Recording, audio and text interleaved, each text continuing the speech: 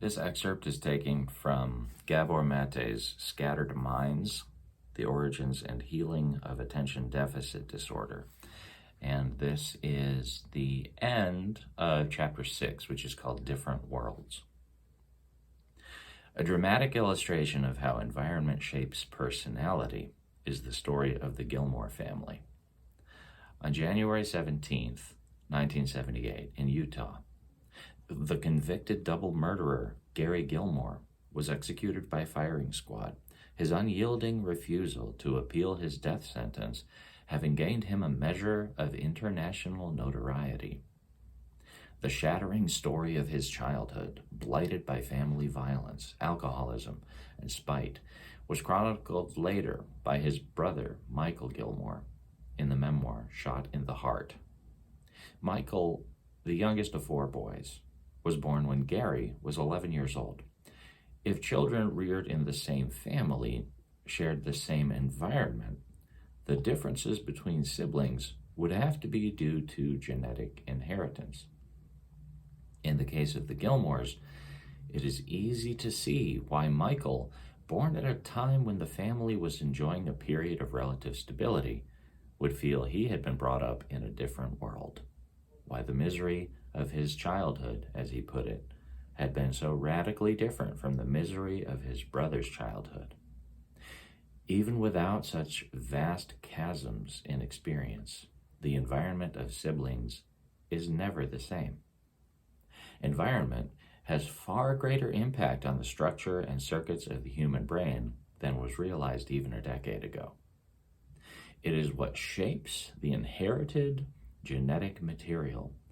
I believe it to be the decisive factor in determining whether the impairments of ADD will or will not appear in a child.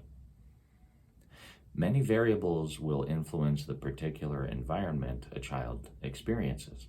Birth order, for one, automatically places siblings in dissimilar situations. The older sibling has to suffer the pain of seeing parental love and attention directed toward an intruder. The younger sibling may need to learn survival in an environment that harbors a stronger, potentially hostile rival, and never comes to know either the special status or the burden of being an only child. The full weight of unconscious parental expectations is far more likely to fall on the firstborn.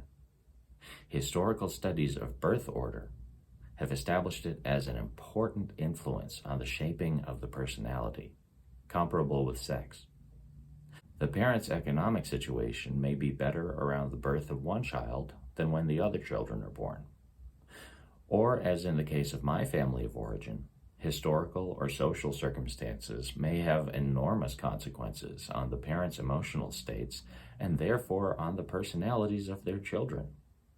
I was born in 1944 to Jewish parents in Budapest, Hungary, having made the miscalculation of entering the world 2 months before the Nazi occupation of my birthplace, over a year before the end of World War II. The first of my 2 brothers was born 2.5 years later, during a time of peace, optimism, and immense emotional relief. It goes without saying that the psychological equilibrium of my parents would have changed dramatically between my birth and that of my brother, as with the degree of anxiety they transmitted to their sons. The younger of my brothers was born in Canada, less than 2 years after our families settled there as penniless refugees. We had fled Hungary after the 1956 revolution, when my parents, then close to middle age, decided to leave the insecurities and upheavals of Eastern Europe behind forever. Fortunately, perhaps, they could not have foreseen the difficulties of adjusting to a new life on a new continent. Their third son arrived in the midst of economic hardship and uncertainty about the future. My mother recalls that she wept throughout the 9 months of her pregnancy, and she still has feelings of guilt about the deep postpartum depression she suffered during the first year of her youngest son's life. 3 brothers and, I would say, 3 different sets of parents. I do not believe it is coincidental that my youngest brother and I have both been treated for depression and attention deficit disorder. Our middle brother has not. Even without world wars, revolutions, and emigration, siblings growing up in the same home almost never share the same environment. More accurately, brothers and sisters share some environments, usually the less important ones, but they rarely share the one single environment that has the most powerful impact on personality formation. They may live in the same house, eat the same kinds of food, partake in many of the same activities. These are environments of secondary importance. Of all environments, the one that most profoundly shapes the human personality is the invisible one, the emotional atmosphere in which the child lives during the critical early years of brain development. The invisible environment has little to do with parenting philosophies or parenting style. It is a matter of intangibles, foremost among them being the parents' relationship with each other and their emotional balance as individuals. These two can vary significantly from the birth of one child to the arrival of another. Psychological tension in the parents' lives during the child's infancy is, I am convinced, a major and universal influence on the subsequent emergence of ADD. We will return to it in later chapters.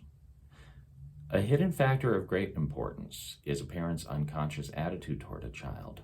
What or whom, on the deepest level, the child represents for the parents. The degree to which the parents see themselves in the child. The needs parents may have that they subliminally hope the child will meet.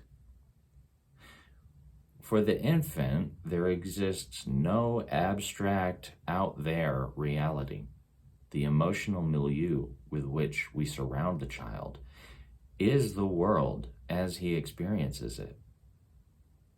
In the words of the child psychiatrist and researcher Margaret Mahler, for the newborn, the parent is the principal representative of the world.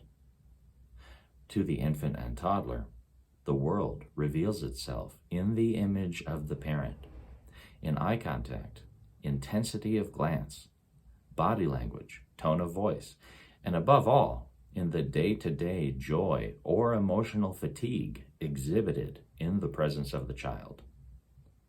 Whatever a parent's intention, these are the means by which the child receives his or her most formative communications.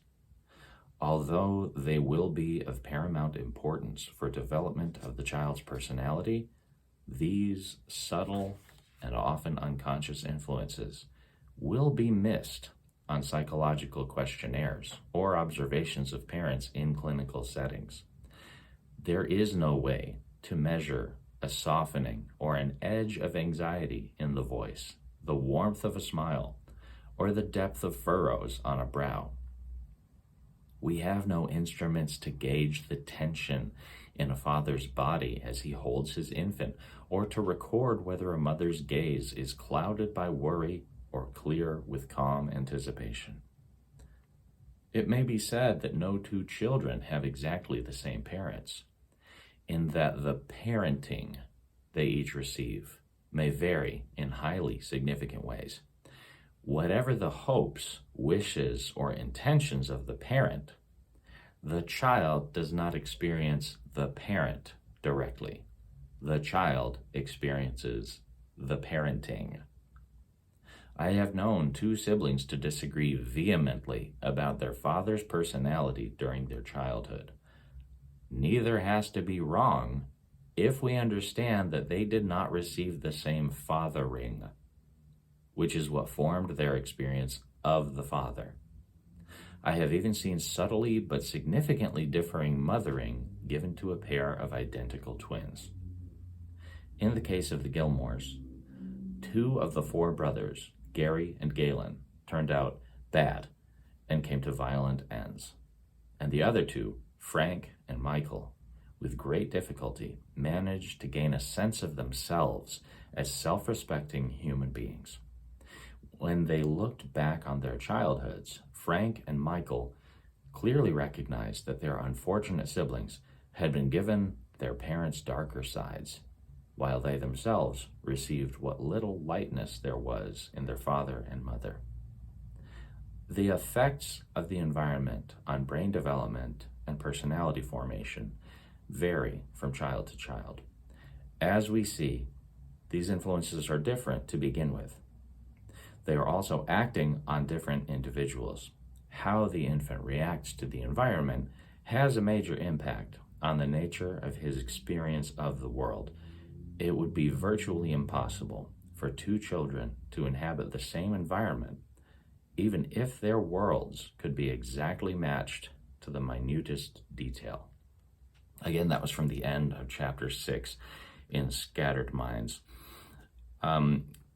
Just a quick note, this refers to ADD, and in the years since this book came out, we do class the same thing by a different name. So through current diagnostic terminology, it would be called ADHD, but that it's an umbrella term for both the inattentive and hyperactive versions of what we used to call ADD. So it is referring to the same thing if you've only known it by the one name and not the other. But Gabor Maté has become a big voice in connecting the medical and the psychological in things such as ADHD. Definitely worth looking into. I will say that some of the stuff he's written is a lot slower to get through. I think that selection just now was pretty accessible, but some of the stuff he has written sounds a lot more academic. And so if you're interested in this information, you may want to check out the book, but you may also want to start by just looking him up on YouTube or seeing when he's been a guest on people's podcasts, as those sound a lot less scholarly in language and a lot more accessible to just hear and take in as a conversation.